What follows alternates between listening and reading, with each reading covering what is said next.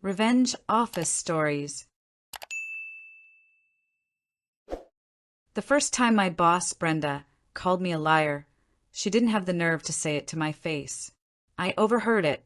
It was a hushed conversation she was having with a director, and the words just drifted across our open-plan office. They were sharp and venomous, cutting right through the normal drone of keyboards and phones. "Her numbers are inflated," she said, her voice dripping with this fake concern that was way more chilling than actual anger. "I'm not sure we can trust her work on the quarterly reports." I just froze, my fingers hovering over my keyboard. My quarterly reports. The same ones I had spent weeks killing myself over. The same ones Brenda herself had praised in our last meeting, calling my analysis next level. In that one moment, my whole reality at that job just fractured. It was the kind of cold, hard shock that steals the air right out of your lungs. This wasn't a simple disagreement. It was a deliberate, calculated lie meant to poison my reputation. I felt a pit of ice form in my stomach. What I didn't know then was that this lie wasn't just about my work. It was a smokescreen, a story she was building to hide something much bigger and way more sinister. Brenda was building a wall of lies, and she decided I was going to be the brick and mortar. She figured I was just another cog in the machine, someone she could easily discredit and get rid of. But she really underestimated me. She had no idea I was the kind of person who keeps receipts. And I wasn't just keeping receipts. I was building a fortress of them, a shadow file, my own secret, meticulous record of every project, every email, and every single lie. She was about to learn that the person she tried to frame was the only one who held the key to her whole fraudulent empire. When I first started at the company, it honestly felt like I'd finally made it. You know the type of office I'm talking about: sleek, modern, glass walls, an artisanal coffee machine, and this real buzz of ambition in the air. The company was a leader in its industry, a name you wanted on your resume, and I was genuinely thrilled to be there. I was a project analyst in the finance department, which was perfect for my detail-oriented brain. My job was to dissect data, spot trends, and create the forecasts that guided the company's big financial decisions. The work was challenging, it was rewarding, and for that first year, I was on top of the world. My manager, Brenda, was a huge part of why I felt so great at the beginning. On the surface, she was the perfect boss. Charismatic, always impeccably dressed, and known as a rising star in the company. In those early days, she was my biggest cheerleader. "You have a natural talent for this," she'd tell me, beaming, after I presented a tough analysis in a team meeting. She'd forward my reports to senior leaders with little notes like, "Exceptional work from my newest team member. She's one to watch." And I worked my tail off to live up to that praise. I was the first one in, and often the last to leave. I wasn't just doing my job. I was trying to master it. I took on extra projects, volunteered for the messy assignments, and spent my evenings reading up on market trends. My performance reviews were spotless, exceeds expectations every time. I felt seen, valued, and totally secure. Brenda had created this image of our team as a tight-knit, high-performing unit, with her as the brilliant, benevolent leader. We were the A-team, as she called it, and our success was all a reflection of her amazing management. Looking back, the sheer perfection of it all should have been a red flag. The praise was always public, always delivered when there was an audience. It felt less about my actual growth and more about the perception of her team's success. She was a master of optics. I remember after one grueling quarter, I'd worked 70-hour weeks to untangle a messy data set we inherited. The report I produced led to a huge cost-saving initiative. In the next company-wide town hall, the CEO gave our department a shout-out. Brenda stood up and basically took a bow. She talked and talked about her team's innovative approach. She mentioned my name, but it was just a footnote, just one member of the collective she so expertly led. At the time, I just brushed it off. I'm a team player, right? A win for the team is a win for me. I didn't recognize the subtle art of credit stealing for what it was. The whole vibe was so positive that it was easy to ignore the little inconsistencies. A colleague from another department once made a weird comment to me. "You're brave, working for Brenda. She burns through analysts." I just laughed it off as professional jealousy. My experience was great. Brenda had made me feel like her protege, the one she was grooming for bigger things. I trusted her completely. I saw her as a mentor, a powerful woman in a field full of men that I could actually look up to. That trust, as I'd soon find out, was my biggest mistake. The perfect job, the perfect boss. It was all a carefully built illusion. And the cracks were about to show, revealing the rot that had been festering just underneath. The first real crack in that perfect facade showed up about a year in. It was small, almost nothing, but it planted this seed of doubt that I just couldn't shake. We were working on the huge budget proposal for the next fiscal year, and I was in charge of pulling together all the data. One of the numbers, a projection for marketing spend, seemed way too high. It didn't match their past spending or any of their planned projects. I double-checked my work, ran the numbers again, and even reached out to my contact in marketing to confirm. He told me the number was correct, but his voice was kind of hesitant, almost cagey. I brought it up to Brenda in our weekly meeting. "The marketing projection seems inflated by about 15%, I explained, pulling up the spreadsheet. "It's throwing off the whole model. I think there might be an error in the data they sent over." Brenda didn't even glance at the screen. She just waved a hand, dismissively. "Don't worry about it," she said, her smile not quite reaching her eyes. "I've already spoken to their director. It's an approved strategic initiative. Just plug the number in." Her response just felt off. A 15% variance isn't a rounding error. It was millions of dollars. In my job, just plugging numbers in was the exact opposite of what I was supposed to do. My whole purpose was to question, to analyze, to make sure things were accurate. But it's not supported by any of the project documents. I pushed back gently. "If auditors ask, we won't have a paper trail to justify it." For just a split second, her eyes went cold. The friendly mentor mask slipped, and I saw something sharp and hard underneath. "I am the director," she said, her voice dropping low and firm. "I am telling you to approve it. It's my responsibility, not yours. Are we clear?" The message was crystal clear. Stop asking questions. I backed down, a knot of anxiety tightening in my chest. I did what she said, but the unease just stuck with me. That night, I couldn't let it go.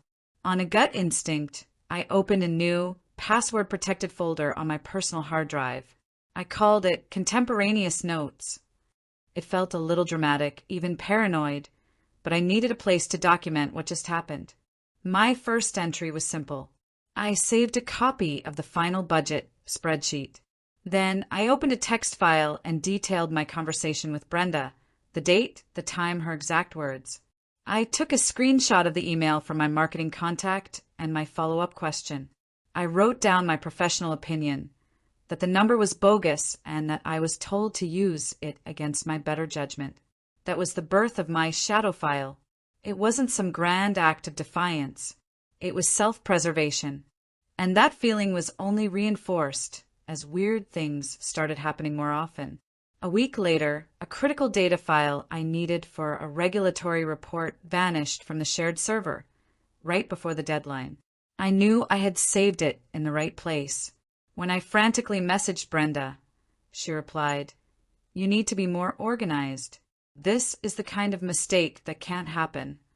Then she miraculously found a supposed backup on her own computer, an older version that was missing 2 days of my work.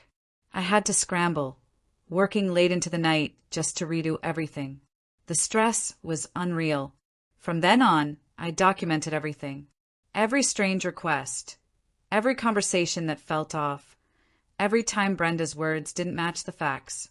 I saved email chains to my personal drive. I took screenshots of project dashboards, and I kept a running log of my own work, detailing what I did each day with timestamps. This shadow file became my private record of reality. It was my defense against the gaslighting I didn't even have a name for yet. I just had this growing feeling that my competence, my very sense of what was real, was being deliberately undermined. I knew I had to keep meticulous records. It was the only way to anchor myself to the truth. I didn't know what I was getting ready for, but I knew, with a certainty that chilled me to the bone, that I was going to need proof. Right after I started my shadow file, Brenda's whole demeanor changed. The praise stopped. The mentorship vanished. In its place was this psychological campaign to make me think I was losing my mind. It's a nasty tactic called workplace gaslighting, where a manager twists reality to make you question yourself. The goal is to make you feel anxious, full of self-doubt, and emotionally exhausted. And let me tell you, it works. Her first target was my work. Projects I finished ahead of schedule were suddenly late. I'd email her a finished report on a Wednesday, 2 full days before the Friday deadline. Then, in our team meeting the next Monday, Brenda would let out a big sigh and say, "We really need to get better at hitting our deadlines."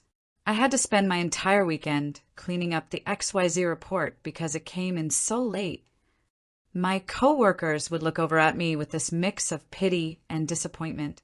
When I tried to defend myself, it was useless. "But I sent it to you on Wednesday," I'd say, totally confused. She'd just look at me with this pitying expression. "You sent a draft on Wednesday," she'd say, smooth as silk. It was full of errors, and I basically had to redo it myself. "Don't you remember our conversation about all the inaccuracies?" We never had that conversation. There were no errors. But she said it with such authority that I could see the doubt in my teammates' faces. She was building a story where I was incompetent, and she was the poor, long-suffering manager cleaning up my messes. The lies got bolder. She started taking credit for my wins and loudly blaming me for failures. I developed this new, super-efficient model for tracking vendor expenses that was saving the department thousands of dollars a month. Brenda presented it at a leadership meeting as her own idea. I just sat in the back of the room, invisible, while she got a round of applause for her brilliant work. Then, the next week, a minor calculation error was found in a totally different report, an error made by an intern Brenda was supposed to be supervising. She blamed me for it, publicly. "This is what I'm talking about," she announced in a team huddle, holding up the report. "We need more attention to detail. I've spoken to you about this before." The psychological toll was huge. I started to second-guess everything. Was I really making all these mistakes? Did I actually misunderstand her? I started to feel so alone, as coworkers who used to be friendly suddenly kept their distance. The whispers would stop when I walked into the break room. I could feel them judging me as the weak link Brenda was painting me to be. The constant stress was making me sick. I couldn't sleep, my anxiety was through the roof, and I felt this sense of dread every single morning. And all the while, my shadow file grew. Every time she lied, I documented it. She claimed I missed a deadline. I saved the email with the timestamp proving I was early. She said my report was full of errors. I saved the error-filled version, which was, of course, perfect. After she blamed me in that huddle, I went back to my desk and wrote down everything that happened, including who was there. I even documented the intern's actual mistake and saved the file showing he was the last one to touch it. Her most audacious lie came during my mid-year review. I walked in expecting it to be bad, but I wasn't prepared for the fiction she'd written. She had a formal document from HR, a performance improvement plan, or PP. It was a complete work of fiction, filled with claims that I was constantly late, that my work needed excessive oversight, and that I had a negative attitude. It was a character assassination on paper. "Brenda, none of this is true," I said, my voice shaking even though I was trying to stay calm. I pointed to the first item. "You say I was late on the Q2 forecast. I have an email proving I sent it 3 days early." She just leaned back in her chair with this cold smirk. "You can interpret the emails however you want. My recollection, and the reality of the situation, is that your performance isn't up to standard.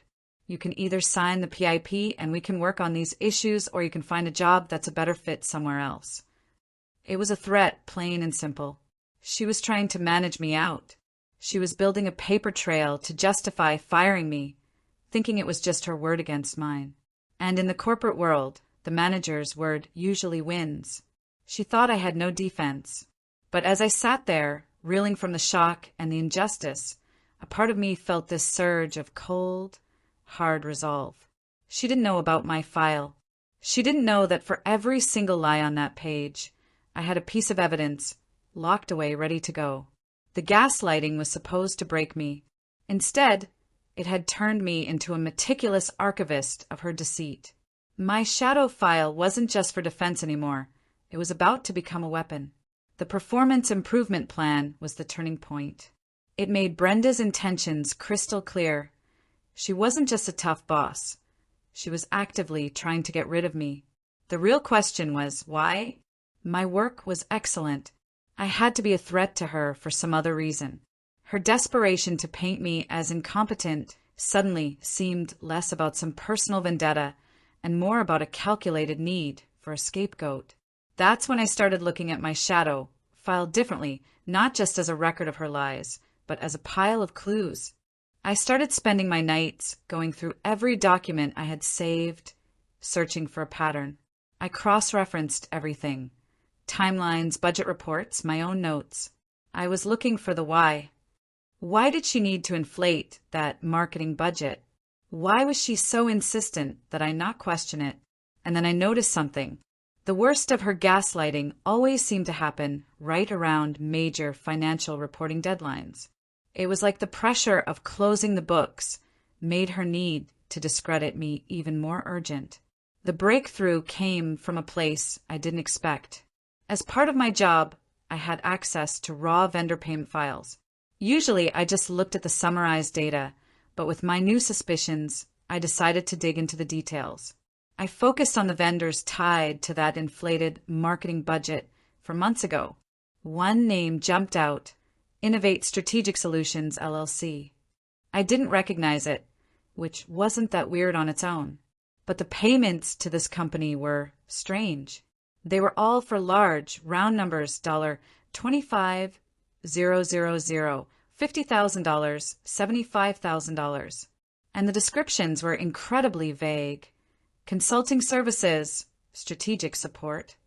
My heart started beating faster. This was something.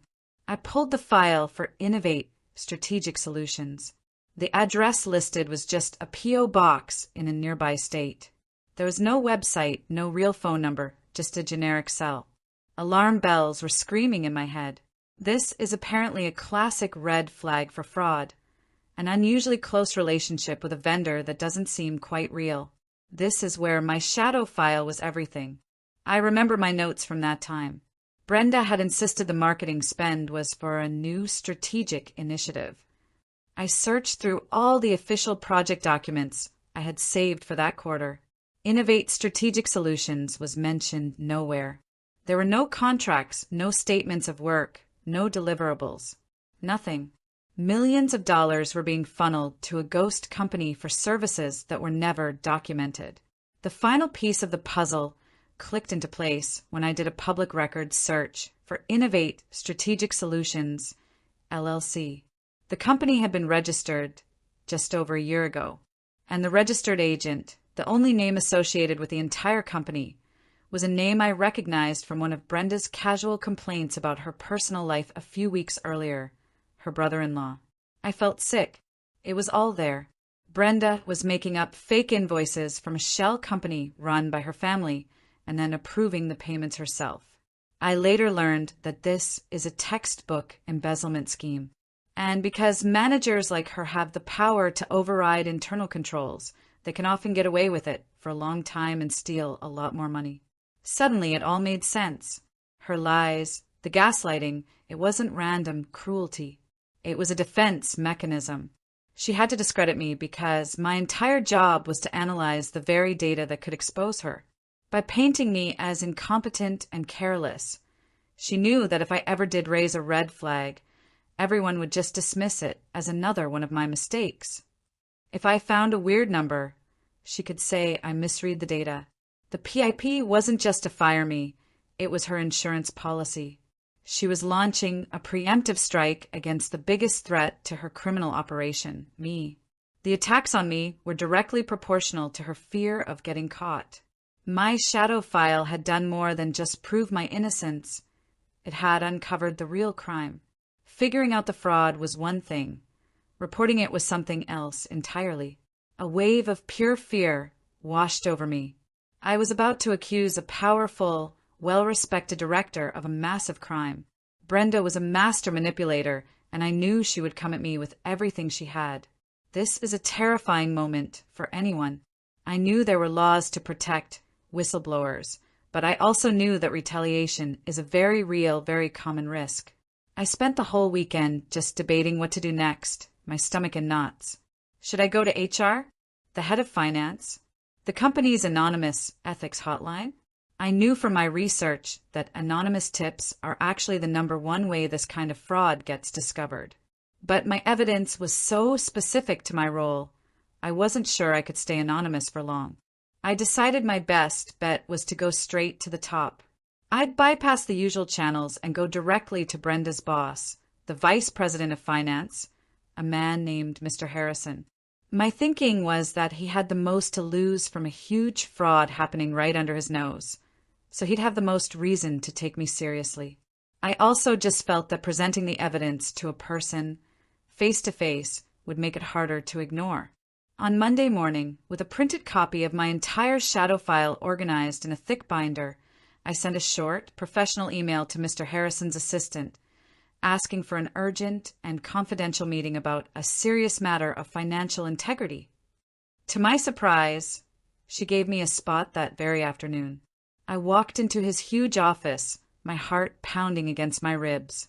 Mr. Harrison was an imposing guy, probably in his late 50s, with a no-nonsense reputation.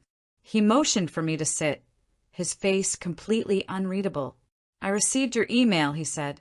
"You have my full attention. What is this about?" I took a deep breath. "Mr. Harrison, I have discovered evidence of significant financial misconduct in our department, and I believe it's being perpetrated by my manager, Brenda." His eyebrows shot up. I could see the skepticism in his eyes, which I totally expected. This is where all my preparation had to pay off. I didn't just make accusations, I presented facts. "I understand this is a very serious allegation," I said, pushing the binder across his desk, "which is why I've brought documentation. This is what I've been calling my shadow file." I calmly walked him through it. I didn't start with the fraud. I started with my story. I showed him my glowing performance reviews from my first year. Then, I showed him the PIP Brenda had just put me on. For every single lie in that PIP, I had a corresponding tab in the binder. "The PIP claims I'm consistently late with my work," I said, flipping to a tab. "Here are the email records for my last 10 projects, all submitted ahead of schedule." "It claims my work is full of errors," I continued, turning to the next section. "Here are the final versions of the reports she called unusable, which were then sent to leadership without any changes." I could see his expression change from skepticism to deep concern. I was systematically taking apart Brenda's main defense, my supposed incompetence, before I even said the word fraud. I was proving my own credibility with hard evidence. Only then did I get to the final section. "The reason Brenda has been trying to discredit me," I said, my voice steady, "is to stop me from finding this." I laid it all out, the inflated budget, the fake invoices from Innovate Strategic Solutions, the round number payments, the complete lack of contracts, and finally the public record showing the shell company was registered to her brother-in-law. Mr. Harrison was silent for a long time, his face grim as he turned the pages. He stared at the invoices, then at the company registration. He picked up his phone. "Cancel my next 2 meetings," he said quietly. He looked back at me, his eyes filled with a new kind of respect. "Thank you," he said, and the sincerity in his voice was like a balm on my frayed nerves. "You did the right thing." This must have been incredibly difficult. He closed the binder. I need to take this to internal audit and legal right now. Don't speak about this to anyone. Go back to your desk and act as if nothing happened. We will handle it from here. I walked out of his office, feeling a huge sense of relief, but also a lingering fear. I had lit the fuse. Now I just had to wait for the explosion. The days after my meeting with Mr. Harrison were the most stressful of my entire life. I had to go back to my desk and act like everything was normal, making small talk with Brenda as if I hadn't just handed over a binder that was about to blow up her career. Every polite good morning, every casual email felt sinister. She had no idea a silent, high-level investigation was closing in on her because of me. The explosion came about a week later. On a Tuesday morning, 2 people from internal audit and a woman in a suit from the legal department walked right up to Brenda's desk. They spoke to her in low voices, and then she stood up, her face completely white. One of them took her laptop. They escorted her off the floor. She didn't look at anyone, her usual confident strut replaced by this hurried, defeated shuffle. The entire office went dead silent, everyone just watching in stunned disbelief. Later that day, Mr. Harrison called me back to his office. He told me that Brenda was on administrative leave while a full forensic investigation took place.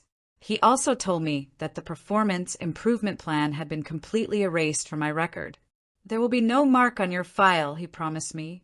Your performance has been exemplary. Hearing those words felt like coming up for air after being held underwater for months. The investigation was fast. With the roadmap my shadow file provided, the auditors knew exactly what to look for. They found the whole scheme. It turned out Brenda had embezzled over $1.7 million in 2 years. Her employment was terminated, the case was handed over to law enforcement, and through the office grapevine, I heard she was facing criminal charges. The department was in chaos for a while. People were just shocked. The woman they saw as a charismatic leader was just a common criminal. A few colleagues who had been distant came to me privately and apologized. We just believed her, one of them told me, looking ashamed. She was so convincing. It was a powerful lesson in how easily one toxic person can manipulate an entire team's reality. And while I felt this overwhelming sense of vindication, the whole experience left scars. The constant stress and gaslighting had taken a real toll on my mental health. I had become anxious and had a hard time trusting people.